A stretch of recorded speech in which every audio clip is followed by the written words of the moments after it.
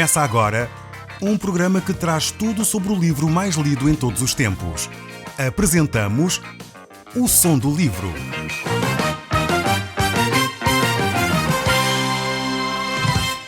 Seja muito bem-vindo. Neste podcast vai encontrar o livro mais conhecido e lido em todo o mundo. Vamos levá-lo numa viagem pela história da humanidade. Este é um audiolivro para si, para a sua família e sociedade em geral. Contextualização e comentários de Paulo Chaveiro. Nós, no último programa, estivemos a estudar os primeiros 6 versos deste capítulo e hoje iremos percorrer os restantes versículos que irão terminar este capítulo. Ele tem sido realmente um capítulo de grandes ensinos para nós. Mostra-nos como a cegueira espiritual pode nos conduzir a um desastre na nossa vida e como é importante poder brilhar, deixar Cristo brilhar em nós e nós refletirmos essa luz para os outros que ainda não conhecem Cristo. Hoje vamos continuar então a olhar para este texto e começamos logo com um verso extremamente interessante, o verso 7 aqui deste capítulo 4 do livro de 2 Coríntios. Este verso é uma referência importante para a nossa vida e diz assim: temos, porém, este tesouro em vasos de barro, para que a excelência do poder seja de Deus e não de nós. Este é um verso extremamente importante porque nos revela o valor do Evangelho de Deus. Ele mostra que este Evangelho de Deus é um tesouro escondido dentro de um vaso de barro. Esse vaso de barro que o texto bíblico aqui descreve é você e eu. Nós podemos realmente entender isto quando percebemos a importância do Evangelho. O Evangelho de Deus é o poder de Deus para transformar a vida de um ser humano. E ela pode transformar de tal forma que leva a pessoa a viver uma realidade eterna completamente diferente. A Bíblia nos mostra e dá-nos imagens extremamente fortes quando fala desta transformação. Utiliza a palavra em alguns textos no grego de metamorfose, uma transformação como a lagarta quando passa de lagarta para borboleta. Utiliza uma outra imagem extremamente bela dizendo que saímos das trevas para a luz. Usa uma outra imagem radical dizendo que nós saímos da morte para a vida. E é este poder do Evangelho que transforma nestas situações, que dá vida a quem está morto, que traz luz a quem está em trevas, que transforma numa bela borboleta que era uma lagarta triste e feia. E este é o Evangelho de Deus, que está escondido num pote de barro, em algo frágil que é o nosso corpo, que é cada um de nós. Realmente nós percebemos que a vida é efêmera, a vida passa e passa rápido demais. Muitas vezes nós notamos que estávamos com 20 anos e agora já estamos com 60, 70, 80 e o tempo passou tão rápido e tanta coisa que gostaríamos de ter feito e não fizemos, tanta coisa que gostaríamos de ter dito e não dissemos, mas que realmente vivamos a vida de uma forma intensa. Por isso nós entendemos a brevidade da vida e muitas vezes isso acontece quando somos confrontados até com a perda de um ente querido.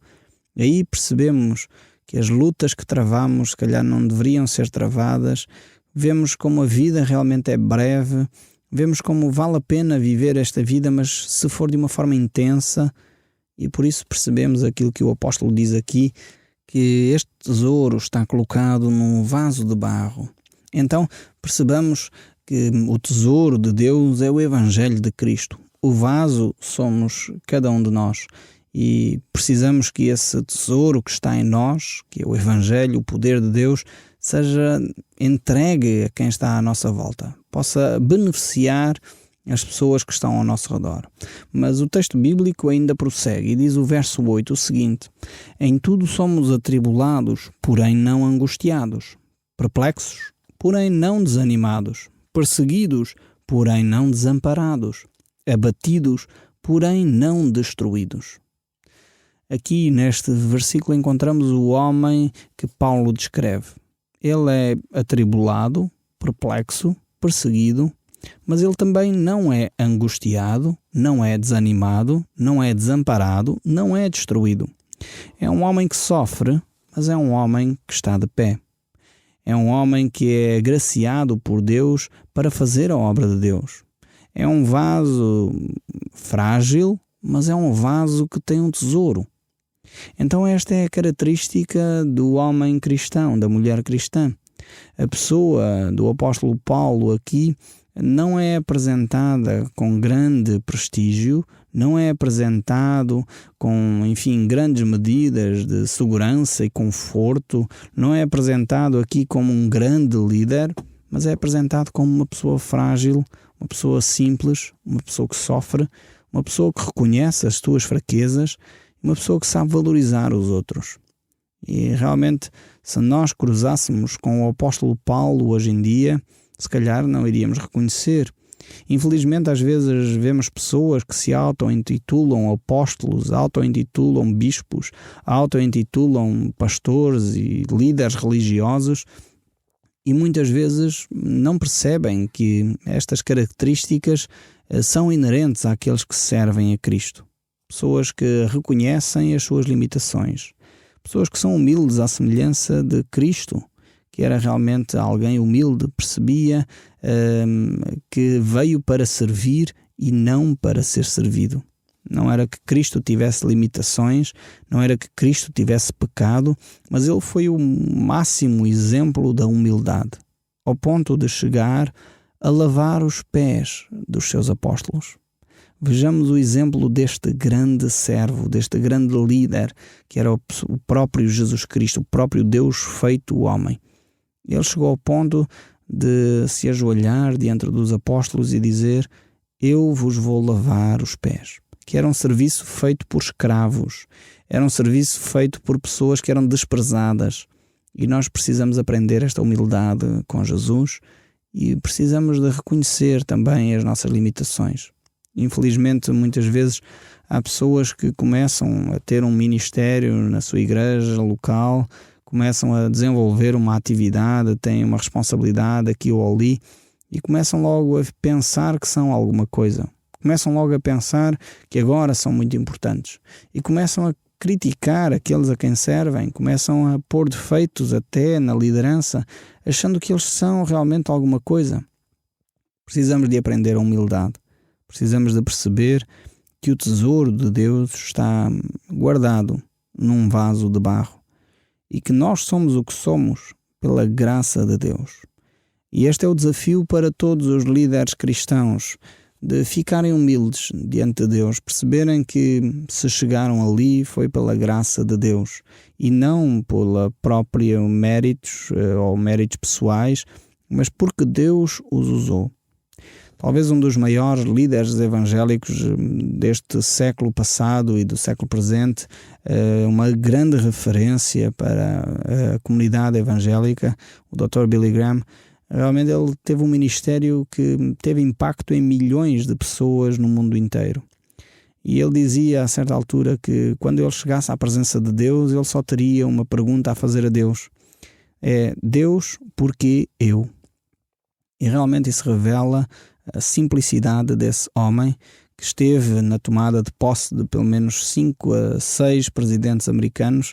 Foi chamado para orar e pedir a bênção de Deus sobre esses presidentes, quer republicanos, quer democratas. Foi um homem que realmente teve um ministério de impacto social tremendo, reuniu milhões de pessoas para o ouvirem falar do Evangelho de Cristo, mas mantinha esta simplicidade. Foi este mesmo homem que, quando o convidaram para a política, ele disse que não aceitaria nunca ser despromovido, pois ele tinha a liberdade de falar do Evangelho e não se iria envolver em política, porque considerava que ser ministro de Cristo é bem mais importante do que ser um ministro em qualquer parlamento humano. Entendamos realmente a humildade e percebamos que servir a Cristo é a maior tarefa que nós podemos ter e só o podemos desenvolver quando o fazemos com simplicidade no nosso coração. E o apóstolo Paulo está a falar exatamente disso, que os ministros de Deus, os servos de Cristo, também sofrem, mas não são destruídos nesse sofrimento. Não ficam amargurados a vida toda por causa desse sofrimento. E infelizmente hoje temos alguns líderes que anunciam o Evangelho com ausência de sofrimento. Mas isso não está escrito nas Escrituras. Não vemos isso na Bíblia. Realmente aqueles que seguem a Cristo sofrerão perseguição, diz o apóstolo Paulo quando escreve a Timóteo. Então, e aqui nestes textos que acabamos de ler, ele mostra exatamente também essa perspectiva, que a vida cristã por vezes traz sofrimento, traz dificuldades, traz situações que são de perseguição. Ficamos perplexos, mas não desanimados, perseguidos, porém não desamparados, abatidos, mas não destruídos. É necessário nós entendermos que as dificuldades surgem na vida do cristão também. E quando há uma pregação, por vezes, com ausência destes aspectos, as pessoas, quando são confrontadas com a dificuldade do dia-a-dia, desanimam e, de alguma forma, sentem-se defraudadas, porque aquilo que ouviram não corresponde à realidade. Mas aqui nós podemos ver que a realidade do cristão é uma realidade que deve ser colocada de uma forma espiritual. Devemos entender que os nossos olhos estão colocados em Cristo e as circunstâncias, mesmo que difíceis no dia-a-dia, são circunstâncias que em Cristo podem ser ultrapassadas. E é por isso que podemos, mesmo ao meio de dificuldades como o apóstolo Paulo viveu, sendo perseguido, sendo maltratado, ele podia dizer que em Cristo somos mais que vencedores, por aquele que nos amou. Não somos mais que vencedores por causa das circunstâncias, somos mais que vencedores por causa daquele que nos amou. E aquele que nos amou foi Cristo. Então, tenhamos a perspectiva correta e olhemos para as Escrituras da forma correta. Não façamos a Bíblia dizer coisas que ela não diz. Porque muitas vezes, quando forçamos as Escrituras a dizer coisas que ela não diz, depois, quando as circunstâncias não ocorrem como nós esperaríamos, desanimamos e abandonamos a fé. Então, olhemos para a Bíblia, fiquemos com a perspectiva correta da Bíblia, para que entendamos a realidade do dia a dia, percebendo que as dificuldades são parte inerente da existência humana. Elas estão aí, a cruzar da esquina, mas ao mesmo tempo Cristo Jesus está connosco. E mesmo no meio das dificuldades não vamos desesperar. Mesmo no meio das dificuldades temos alguém que nos socorre. Como diz o salmista, eleva os meus olhos para os montes, de onde virá o meu socorro? Socorro vem do Senhor que fez os céus e a terra. Esta é a nossa grande confiança. É que quando estamos no meio da dificuldade, o socorro vem do Senhor. Ele não nos desampara. As dificuldades estão lá, mas Deus não nos desampara. E o verso 10 prossegue a dizer: levando sempre no corpo a morte de Jesus, para que também a sua vida se manifeste em nosso corpo. Há outros textos da Palavra de Deus que o apóstolo Paulo escreveu que talvez sejam um pouco mais claros do que este que acabamos de ver. Por exemplo, em 1 Coríntios, capítulo 15, o verso 30, ele diz: e porque também nós nos expomos a perigos a toda a hora, dia após dia morro. Eu protesto, irmãos, pela glória que tenho em vós outros, em Jesus Cristo nosso Senhor. Se como homem lutei em Éfeso com feras, que me aproveita isso? Aqui estas palavras do apóstolo Paulo mais uma vez mostram de uma forma clara o sofrimento que ele viveu, causado pelo facto de ele servir a Cristo. E aqui nós temos que entender este sofrimento. E nós vamos voltar ao texto aqui no verso 11 deste capítulo 4 da segunda carta aos Coríntios e continuemos a ver o que o apóstolo Paulo descreve. Ele diz: porque nós que vivemos somos sempre entregues à morte por causa de Jesus, para que também a vida de Jesus se manifeste em nossa carne mortal. O apóstolo Paulo diz aqui que a nossa carne, o nosso corpo, é entregue à morte, ao sacrifício, por causa de Cristo, para que a vida de Cristo seja manifesta no nosso corpo mortal. É aqui algo bastante interessante quando percebemos que Cristo Jesus traz estas grandes bênçãos a cada um de nós. Não somente através de uma vida espiritual, através da nossa alma, mas também efetivamente no nosso corpo. Ele veio para aliviar também o sofrimento físico de cada um de nós. Se por um lado somos levados a sofrer angústias, perseguições, martírio por causa de Cristo, no entanto, por outro lado, não devemos temer, pois se o nosso corpo pertence a Cristo, Ele irá cuidar também dele. Aqui não está este sofrimento que está aqui descrito, não está a falar de autoflagelação, ou não está a falar de penitências. Não confundamos as coisas. Temos que ter a clareza de entender o que o apóstolo Paulo nos está a deixar nestas páginas. Infelizmente, às vezes as pessoas pensam que aqui estaria a falar de penitência ou de autoflagelação. A Bíblia não fala desse aspecto. Se você é um verdadeiro cristão, se você vive em comunhão com Deus, não deve punir o seu corpo, não deve autoflagelar-se dessa forma. Os sofrimentos aqui que o apóstolo Paulo está a descrever são sofrimentos exteriores, provocados por pessoas de fora e não provocadas por ele próprio. Essa ideia de autoflagelação, essa ideia de penitência, de pessoa andar de joelhos milhares de quilómetros ou andar, provocando dores e sofrimento ao seu próprio corpo, é uma ideia gnóstica e não uma ideia cristã. Eu vou repetir, é uma ideia que não vem nas Escrituras. Essa ideia de autoflagelação, essa ideia da pessoa fazer sofrer o corpo, tem a ver mais com o pensamento gnóstico que surgiu logo na altura, no início do cristianismo, e que de alguma forma foi e tentou influenciar, e infelizmente influenciou muitas fações do cristianismo, mas no entanto a Bíblia condena severamente essa prática, quer através daqui dos textos do apóstolo Paulo, quer os textos que o próprio apóstolo João escreve na sua primeira, segunda e terceira carta, mostra claramente que esse pensamento gnóstico não está em conformidade com as Escrituras. Por isso mesmo, devemos ter muita atenção a não ceder a essas tentações que fazem que o nosso corpo sofra autopunição, penitências que não vêm do próprio Deus. Cristo Jesus já levou sobre si todas as nossas enfermidades, todas as nossas dores, para que nós pudéssemos experimentar o alívio, para que nós pudéssemos experimentar o perdão de Deus. E é por isso que Jesus, por um lado, diz: no mundo tereis aflições, mas tende bom ânimo. Eu venci o mundo. E este é o princípio que Deus tem para nós. De uma vida livre, uma vida em que podemos experimentar a liberdade de Deus de uma forma tranquila, para que realmente nós entendamos que essa liberdade que Deus traz é completa ao nosso ser. É no corpo, é no espírito, é na nossa alma também. Então essa ideia de tentarmos punir-nos não é aqui escrita pelo apóstolo Paulo de forma alguma, antes pelo contrário, ele mostra que devemos viver uma vida livre.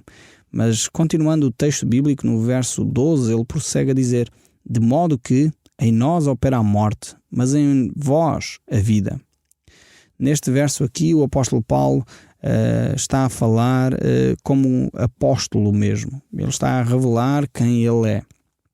Está sempre exposto a perigos, está sempre em dificuldades por causa da mensagem do Evangelho que ele anuncia, e ele fala acerca destes sofrimentos que a vida apostólica trazia.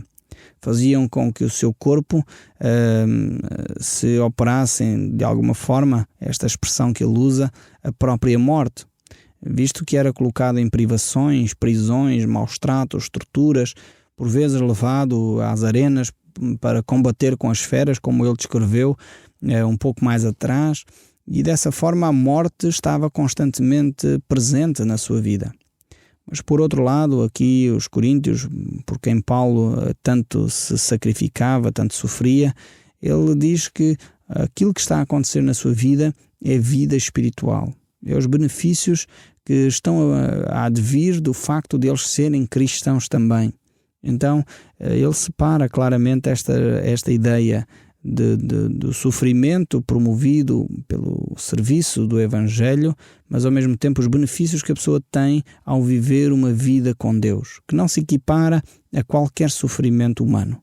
Então, os benefícios que nós temos do nosso relacionamento com Deus, a paz interior que Deus pode conceder nos momentos de angústia, a paz que só Deus pode dar, que excede o entendimento e que guarda o nosso coração, a alegria e a tranquilidade que só Deus pode dar, não tem comparação a qualquer sofrimento que o homem pode trazer ao ser humano. E isto é o que o apóstolo Paulo está a descrever aqui nestas breves palavras sobre a morte e a vida que ele de alguma forma está a trazer para nós refletirmos neste momento. O verso 13 ainda prossegue: tendo, porém, o mesmo espírito da fé, como está escrito: eu criei, por isso é que falei. Também nós cremos, por isso também falamos. O apóstolo Paulo, mais uma vez, agora vai falar acerca da pregação, do falar do Evangelho de Cristo e a motivação com que ele fala desse mesmo Evangelho. Ele fala porque realmente ele creu primeiro e por isso a seguir falou. Não podemos inverter esta forma de agir. Primeiro temos de crer, só depois é que podemos falar de Cristo.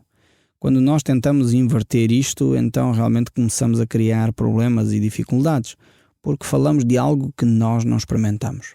Então devemos primeiro experimentar a comunhão com Deus, a paz de Deus, a alegria de Deus. E quando experimentarmos essas realidades em nossa vida, você vai ver que torna-se natural você falar delas aos seus amigos e vizinhos, porque você experimentou, viveu. E porque viveu, ela passa a ser parte integrante da sua vida. E porque passa a ser parte integrante da sua vida, é natural você falar dela. Não vale a pena você dizer que ouviu falar de uma história de alguém que vive na China e que experimentou isso. É importante você transmitir àqueles que ama aquilo que você experimentou na primeira pessoa, naquilo que você viveu. E o verso 14 ainda prossegue, sabendo que aquele que ressuscitou o Senhor Jesus também ressuscitará com Jesus e nos apresentará convosco. Então o apóstolo Paulo agora vai falar sobre uma das mensagens mais importantes da vida cristã, que é a ressurreição, mostrando que Deus é quem tem o poder para ressuscitar os mortos e é aquele que transforma as vidas de uma forma radical. O verso 15 prossegue ainda, porque todas as coisas existem por amor de vós, para que a graça, multiplicando-se, torne abundantes as ações de graça por meio de muitos para a glória de Deus. Aqui o apóstolo Paulo, mais uma vez, mostra esta ligação entre o viver e o receber de Deus e depois transmitir aos outros. Nós não podemos, como cristãos, ser represas. Devemos ser canais que recebemos a bênção de Deus e fazemos com que essa bênção chegue até aqueles que cruzam connosco. Uma represa, ela retém a água, fica ali guardada, e enquanto um canal conduz essa água até algum sítio que é útil. Então sejamos realmente canais da bênção de Deus para os outros. O verso 16 ainda diz, por isso não desanimemos, pelo contrário, mesmo que o nosso homem exterior se corrompa, contudo o nosso homem interior se renova dia em dia. Vemos aqui esta relação entre a vida que parece e a vida eterna que permanece. E o verso 17 ainda diz, porque a nossa leve e momentânea tribulação produz para nós eterno peso de glória, acima de toda e qualquer comparação, não atentando nós para as coisas que se veem, mas para as que não se veem, porque as que se veem são temporais, mas as que não se veem são eternas. O meu desejo para si é que você possa contemplar o eterno, possa contemplar aquilo que só Deus pode revelar. O Som do Livro, uma produção da Rádio Transmundial de Portugal.